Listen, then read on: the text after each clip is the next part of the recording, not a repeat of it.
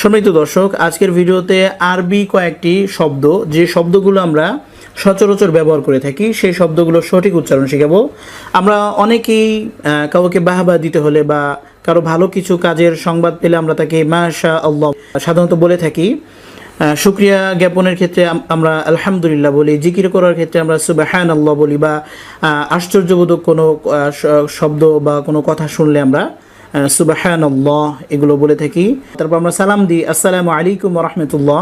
তো এই যে আরবি শব্দগুলো যে আমরা ব্যবহার করি, এগুলোর কিন্তু আমাদের উচ্চারণ অনেকেরই, অধিকাংশ মানুষের সঠিক যে উচ্চারণ সেটা কিন্তু হয় না। আলহামদুলিল্লাহ, এখানে কিন্তু হাকে স্পষ্ট করতে হবে, যেটা আমরা আলহামদুলিল্লাহ না বলে আলহামদুলিল্লাহ বলি।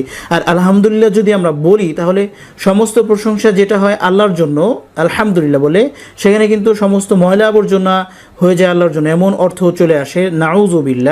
এই জন্য আমাদের এই আরবিগুলোর সঠিক উচ্চারণগুলো অবশ্যই শিখতে হবে। যেমন আসসালামু আলাইকুম ওয়া রাহমাতুল্লাহ, এখানে আসসালামের জায়গায় যদি আসসালাম বলে থাকি, তাহলে তোমার জন্য মৃত্যু হোক, তোমার মৃত্যু হোক এরকমের সালাম, শান্তির জায়গায় মৃত্যু অর্থ চলে আসে। তো সম্মানিত দর্শক, চলুন আমরা কথা না বাড়িয়ে স্ক্রিনে চলে যাই, সেখানে গিয়ে এই শব্দগুলোর সঠিক উচ্চারণগুলো শিখে নিই। সম্মানিত দর্শক এবং শিক্ষার্থী বন্ধুরা, আমার সাথে সাথে বানান করে সঠিক উচ্চারণ করার চেষ্টা করবেন। আলিফ লাম সবর আল, হ্যা মিম সবর হ্যাম, হ্যা গলার মধ্যে চাপাতে হবে, এটা কণ্ঠনালীর ভিতর থেকে আওয়াজটা বের হবে।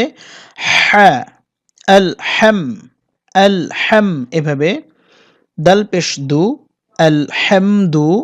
লাম লাম সে লিল, লাম খারাজবুল্লা, লিল্লা।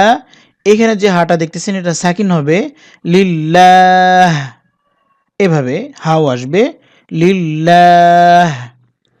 আলহামদুলিল্লাহ, এভাবে। আবার বলছি, আলহামদুলিল্লাহ। এটাকে সাধারণভাবে বলতে পারেন আলহামদুলিল্লাহ, উচ্চারণটা যেন সঠিক হয়। তারপর শব্দটি সিন বা পেশ সুবে, বাতে কলকলা করতে হবে। কলকলা অর্থ এটা একটা লাভ দিয়ে দ্বিতীয়বারের মতো ছোট করে আওয়াজটা আসবে, সুবে, সুবে, এভাবে। হ্যাঁ আলিফ জবর হ্যাঁ, এখানে এক আলিফ টানতে হবে। প্রথম শব্দেই বলেছি যে হ্যাঁ কণ্ঠের ভিতর থেকে আওয়াজটা আসবে, সুবে হ্যাঁ, এক আলিফ টানতে হবে এখানে। নুন লাম সবর নাল, লাম খারাজবুল্লাহ, নাল্লাহ, এখানের হাটাও সাকিন হবে, নাল্লাহ, এভাবে হাটা চলে আসবে। এখানে লিল্লাহ পড়েছি, আলহামদুলিল্লাহ, অর্থাৎ আল্লাহ শব্দ বারিক হয়েছে, অর্থাৎ পাতলা করে উচ্চারণ করতে হয়েছে। এখানে নাল্লাহ বলতে হবে, মোটা করে উচ্চারণ করতে হবে, সুবহানাল্লাহ। আবারও বলছি, সুবহানাল্লাহ। এটা যদি সাধারণভাবে বলেন সেক্ষেত্রে বলতে পারেন সুবহানাল্লাহ, উচ্চারণটা যেন সঠিক হয়। তারপরে শব্দটি মিম আলিফ জবর মা, এক আলিফ টানতে হবে।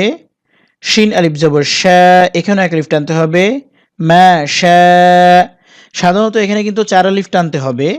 তো আপনারা যদি তাড়াতাড়ি বলেন সেক্ষেত্রে অন্তত এক আলিফ কিন্তু টানতেই হবে। যদি মাশাআল্লাহ বলেন, মাশাআল্লাহ, তাহলে কিন্তু সম্পূর্ণ ভুল একটা শব্দ আপনি বললেন, মাশাআল্লাহ না, মাশা আল্লাহ, এভাবে বলতে হবে। হামজা লাম সবর আল, লাম খারাজবুল্লাহ, এখানে এক আলিফ টানতে হবে, আল্লাহ, হা সাকিন হবে, আল্লাহ, মাশা আল্লাহ, এভাবে উচ্চারণ করতে হবে। সম্মানিত দর্শক, কোথাও না বুঝতে পারলে অবশ্যই কমেন্ট করে জানাবেন। আর এক একটা শব্দ কয়েকবার দেখবেন, তাহলে বুঝতে খুব সহজ হবে এবং আমার সাথে সাথে আপনার